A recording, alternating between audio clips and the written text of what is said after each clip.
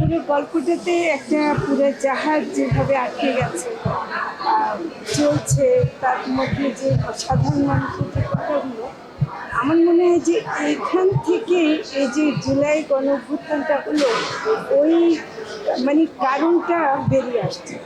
মানে ওই পরিস্থিতি ছিল বলেই তরুণদের মধ্যে এমন একটা আকুতি তৈরি হয়েছিল যে তারা একটা পরিবর্তন চেয়েছে, এবং ওর মধ্যে যেন কারণগুলো সৃষ্টি হচ্ছে।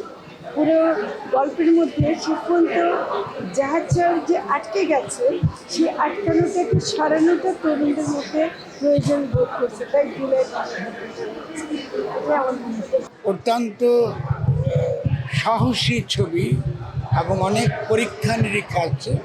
ফলে ছবি সম্পর্কে ভালো কোনো লিখতে হলে মানে যদি আমি কিছু লিখি আমি খুব আগ্রহী, আমাকে আরও ভাবতে হবে। আমি মনে করি এর মধ্যে ইমাজিনেশন যেটা, যে আপনি কোনো নায়ক নায়িকা ছাড়া বিভিন্ন চরিত্রগুলোকে এক জায়গায় রেখে এবং সিম্বলিক্যালি একটা এই পুরনো যে জাহাজগুলো আমাদের পুরনো তার মধ্যে রেখে যেটাকে আপনি তুলে ধরতে চেষ্টা করেছে যেটা সাইমন, এটা আমার কাছে অসম্ভব রকম একটা সাহসীর চেষ্টা বলে মনে হয়েছে।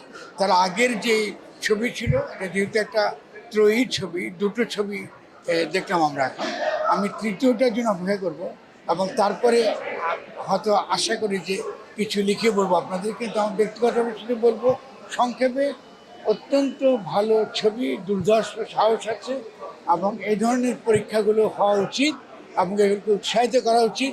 আমার খালি একটাই প্রশ্ন, যে এই ধরনের একটা ছবিকে ছাড়পত্র দিতে এত দেরি হলো কেন, এই একটা ব্যাপার। আর অন্যান্য দিক থেকে হয়তো ফটোগ্রাফি আরও ভালো করা গেলে ভালো হতো, কিন্তু টেকনিক্যাল পার্টটা কোন অবস্থায় এটাকে তোলা হয়েছে, ফলে তার অনেক ডিফিকাল্ট আন্দাজ করতে পারছি যে এটাকে আমরা এই চিত্রায়িত করাটা অনেক বেশি তুলনামূলকভাবে অন্য ছবির চেয়ে অনেক বেশি কঠিন। ফলে অনেক সাহস লেগেছে সাইমনের, আমি তাকে ধন্যবাদ জানাই। আমি খুব গর্বিত বোধ করছি যে আমার বন্ধু সে, এবং আমাদের এই এই প্রজন্মের যারা এই ছবি করছেন তাদের অত্যন্ত সামনের সারির একজন মানুষ।